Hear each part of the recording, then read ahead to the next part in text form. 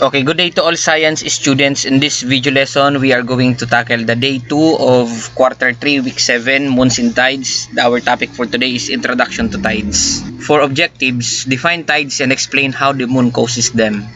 Show interest in natural ocean movements and differentiate high tide and low tide. For motivational activity, using rubber band ocean demonstration. For instruction, students place a rubber band on their desks and shape it into a circle, representing the Earth's oceans surrounding the planet.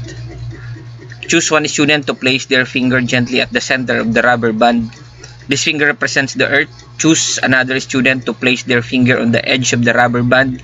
This represents the moon pulling on the ocean. So instruct the students, which represents the moon, to slowly pull the rubber band outward in a straight direction. Students observe how the rubber band stretches, showing how the moon's gravity creates tidal bulge on Earth. Ask students to notice that while one side is stretched outward, or the high tide, the side opposite also becomes tighter or slightly stretched. This demonstrates the second high tide caused by weaker gravitational pull on the far side of the Earth. So this will be the representation of the activity. Have the moon students, or the student representing the moon, slowly move their finger around the rubber band, repeating the gentle pull. Students observe how the location of the tidal bulge changes as the moon moves in its orbit. So ito po yung pinaka-simulation. Pwede rin gumamit tayo ng something circular object. Ano ba, yung bolang maliit, pwede natin gamitin yun. So, these are the reflection questions. What part of the rubber band acted like a high tide? Why did pulling in one direction create a bulge on the opposite side? So, this encourages to connect the demonstration with the actual effect, differential gravitational forces on Earth's oceans. So, for example, a fishing village notices water levels changing every day. Bumababa, tumataas yung kanyang water level. So, questions, why does the water rise and fall? So, because of gravitational pull from the moon and the sun. So, yun pala pang dahilan. And then, how might tides affect people who fish? Okay, high tides help boats leave the shore. Low tide exposes fishing areas. So, what are tides? Ano ba yung tides na yan? Tides are regular rising and falling of sea levels that happen every day. They're not caused by waves or wind. Instead, the tides are slow, predictable movements of huge amounts of ocean water. High tides happens when, number 1, ocean area is facing the moon, where the pull is strongest. The ocean area is on the opposite side of the Earth, where the pull is weakest, creating a second bulge. Ayan. High tide itong nakaharap dito sa moon, and then the opposite part of the Earth is also in high tide. At itong dalawang gilid naman na ito yung nasa low tide condition. So during high tide, water level becomes higher, the shoreline moves closer to land.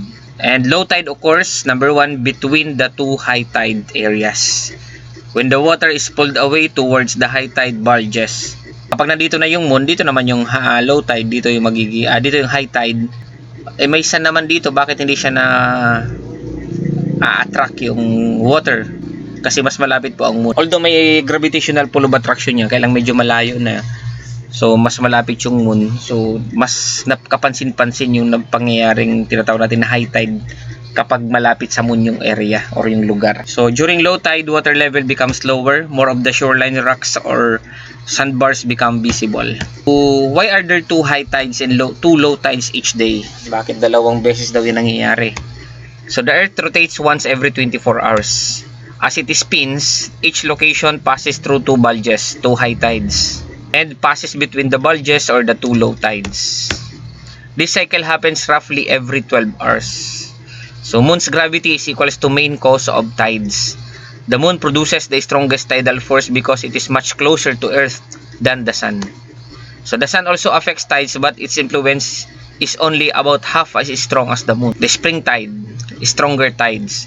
So, sun, moon, earth aligned. Ito yung pinakamalakas ang tides kasi although malayo yung sun, may effect pa rin yung kanyang gravitational pull. So, kapag magkaka-align yung earth, moon, and sun, nasa gitna yung moon, malakas yung attraction ng pinagsamang moon and sun, gravitational pull of attraction. So, gravitational pull combines very high tides and very low tides. Kung sobra naman yung high dito sa nakatapat sa moon and then sa sun, Yun namang hindi nakatapat, yung in between the bulge, sobra namang baba. Kaya very high tides and very low tides. So, ang tawag doon sa stronger tides or very high tides is the spring tides. So, nip tides, ito naman yung weaker tides. Moon and sun at 90-degree angle first quarter and last quarter. Gravitational pull partly cancels. Small difference between high and low tide. Conclusion, tides are the daily rise and fall of ocean, water caused mainly by the moon's gravitational pull.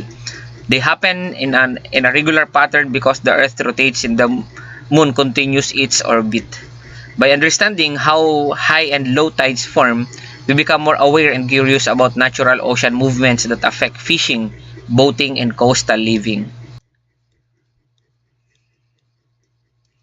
So this, for additional activity, draw your tides. So students should draw earth, moon, high tide areas, and low tide areas. Must include labels, arrows, and tidal bulges. So this is the rubrics in making your activity. Accuracy, labels, neatness, understanding.